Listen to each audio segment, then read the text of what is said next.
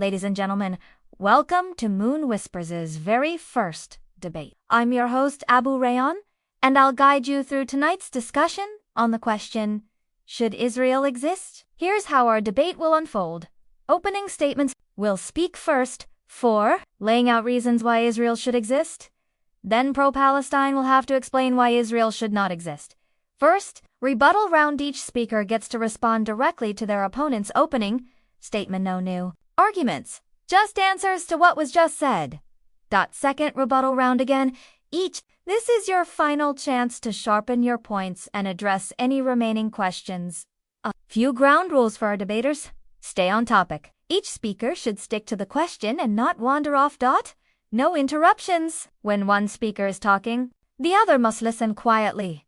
At the end of these 3 rounds, we want you, our viewers, to think it over and draw your own conclusions. With that, let's get started. Zionist, you have the floor for your opening statement on why Israel should exist. Good luck. For thousands of years, Jewish people lived all around the world. They faced times when they weren't safe and were treated unfairly just because they were Jewish. After World War II, the world saw how badly Jews were treated in the Holocaust. Many felt it was only fair that Jewish people have their own country, a safe place they could call home and protect themselves. Israel gives that safety and sense of belonging, historical connection long before there was modern Israel. That same land was where Jewish communities lived, prayed, and built their lives. Places like Jerusalem, Hebron, and Saved were important Jewish centers for centuries. When someone says Israel should exist, they're saying, let's honor that long history and let those connections continue. A democracy in the Middle East, Israel is one of the few democratic countries in its region. It holds elections, has many political parties, and protects freedom of speech, religion, and the press. People can vote and choose their leaders. This kind of system lets citizens speak up and change things peacefully, rather than resorting to violence or dictatorship. Refuge for the oppressed. Over time, Israel has welcomed Jewish refugees from many places: Europe, North Africa, the Middle East, and more recently from countries in crisis. Without Israel, many of those families might not have found safety. Having this country means there's always a refuge for Jews facing danger elsewhere. Contributions to science and technology. Despite its small size, Israel has become known as the startup nation. Israeli scientists, doctors, and engineers have invented things that help people around the world, from medical devices that save lives to computer programs that make our phones and apps better. If Israel didn't exist, we'd miss out on a lot of these helpful innovations. Coexistence efforts. Even though there's conflict, many Israelis work hard for peace and cooperation with their neighbors. There are partnerships in business, joint environmental projects, and cultural exchanges. These efforts show that Israel's existence isn't just about drawing borders, it's about building bridges between people. In short, Israel gives Jewish people a safe home after centuries of hardship. It honors a deep history in the land, stands as a democratic voice in the region, offers refuge to those in need, and contributes big ideas and technologies to the world. Because of all this, I believe Israel should exist and should continue to grow and work toward peace with everyone around it. Thank you, Zionist.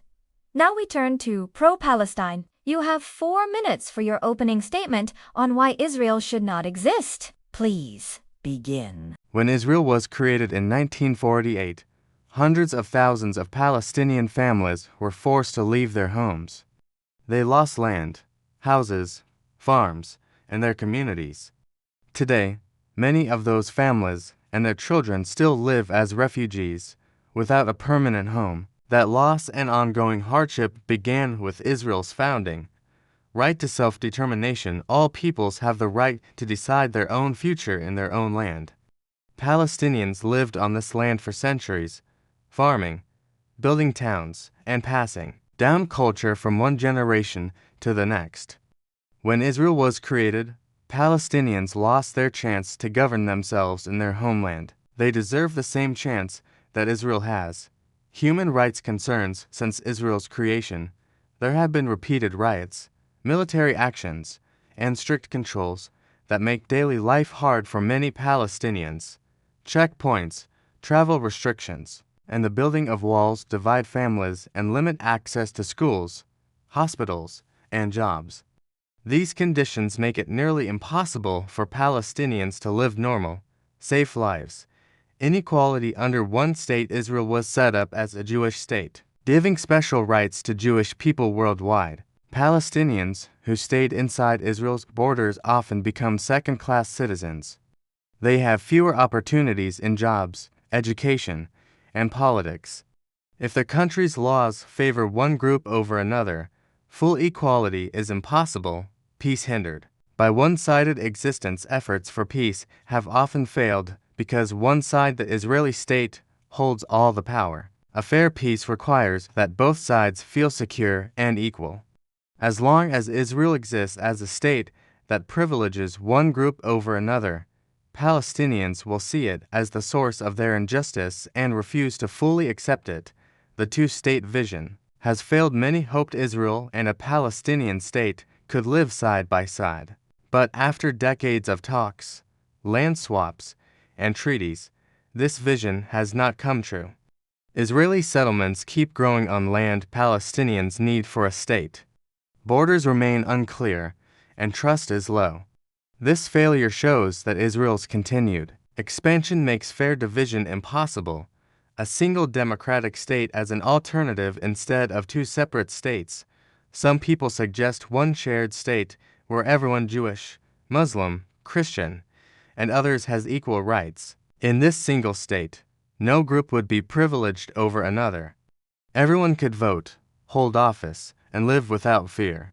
But Israel's existence, a separate, Jewish state, blocks this possibility. In short, the creation of Israel led to the mass displacement of Palestinians, unequal rights under the law, and years of blocked peace efforts.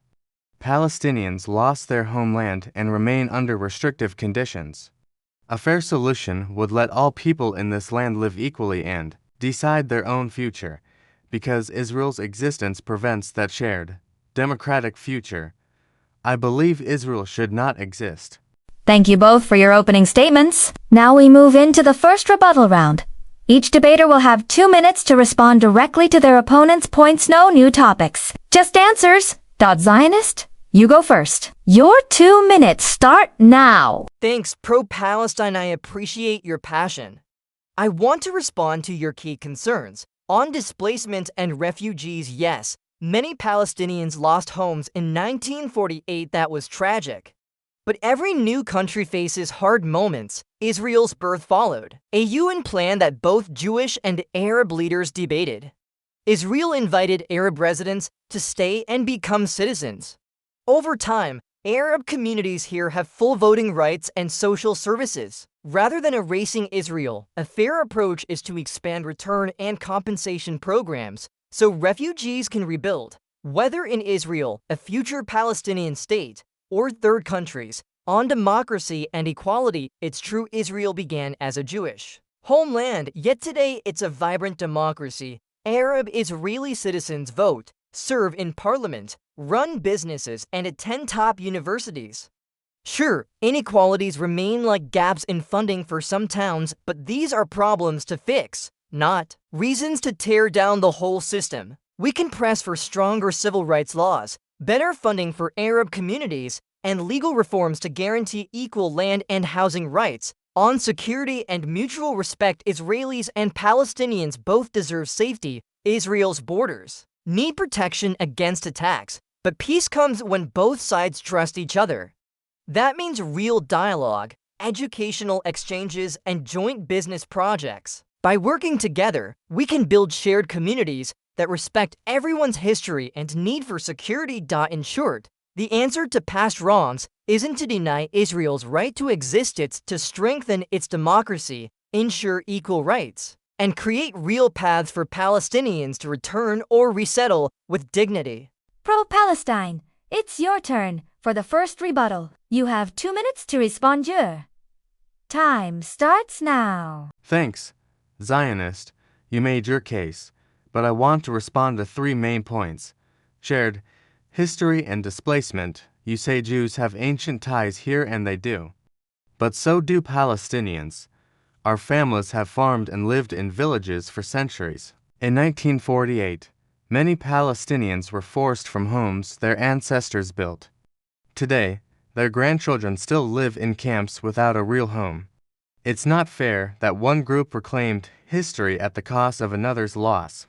Democracy versus occupation. You call Israel a democracy, but democracy means everyone under its control votes and has rights. In the West Bank and Gaza, Palestinians live under Israeli military rule without a vote for the people who govern them. They face checkpoints, house demolitions, and travel limits. That's not democracy, it's occupation. True democracy would give every person here equal rights, whether Jewish, Muslim, or Christian, from the river to the sea. Refugee rights and return. Israel welcomed Jewish refugees from other countries, good, but millions of Palestinian refugees were never allowed back into their homes. Their right to return is part of international law. Without being able to go home or receive fair compensation, they remain trapped in poverty. A just solution must let these families choose to return, settle elsewhere, or get real reparations, not just leave them waiting. If we want peace and fairness, we must recognize both people's histories and military rule over Palestinians, and restore refugee rights.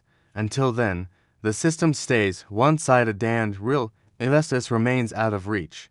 Zionist, it's your turn for the second rebuttal. You have 2 minutes to respond. Your time starts now. Thank you, Pro-Palestine. I hear your concerns, and I'd like to tackle 3 big points. Ancient ties versus shared heritage. You rightly note that both Jews and Palestinians have deep roots here. That shared heritage can be a bridge, not a battleground. Instead of seeing our histories as opposing, we can celebrate both Jewish history in Jerusalem and Palestinian villages alike. A two-state solution respects each group's connection without one erasing the other's story. Occupation versus security measures. Checkpoints and barriers feel harsh and they are painful for everyday life. However, they arose after deadly attacks aimed at civilians. Israel didn't build them out of spite, but to protect people. The goal should be to replace these hard lines with firm, fair security agreements, joint patrols, shared intelligence, and clear, agreed-upon borders. That way, both sides can feel safe without daily interruptions. Refugee return and demographics. The right of return is critical emotionally, but unlimited returns would overwhelm a small country and could undermine its democratic balance. A realistic plan could include a limited number of returns each year, compensation funds for families who choose not to return, resettled assistance in a future Palestinian state or third countries by combining return rights, fair payments, and new homes. We honor refugee needs while preserving Israel's character as a secure homeland. In short, we can build on our shared heritage, transition from heavy security to mutual peace, and craft a balanced refugee plan. These steps keep Israel's existence while moving both peoples toward real, lasting coexistence. Pro-Palestine, it's your turn for the second rebuttal. You have 2 minutes to respond. Your time starts now. Thank you, Zionist. I'll focus on 3 points. Shared heritage doesn't justify dispossession. You talk about both our histories, and you're right. We share this land's stories. But celebrating history shouldn't mean erasing people today. My grandparents tended olive trees here for generations. When their land was taken, their homes were destroyed. Honoring history means treating everyone who lives here fairly, not rewarding one side for driving out the other. Security versus everyday oppression. Yes, Israel faces real dangers, but building checkpoints, walls, and checkpoints isn't the only answer. Those measures turn cities into prisons and make daily life a struggle. You mentioned Iron Dome. If you built Israel somewhere else, you wouldn't need that constant shield. Instead of locking Palestinians in, real security comes from ending violence on all sides and sharing control over borders.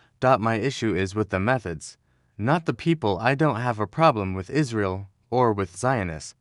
My problem is with the way the state was built, stealing land, murdering civilians, ethnic cleansing, and geocoding communities to make space for settlements. If you want to build a country like that, go to Antarctica. No one will bother you there, and you won't need an iron dome. But you can't use force here and call it justice until these actions stop and everyone here gains equal rights and security. No amount of border lines or security barriers will bring lasting peace or fairness.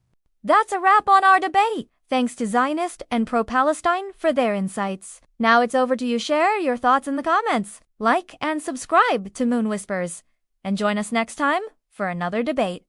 Good night.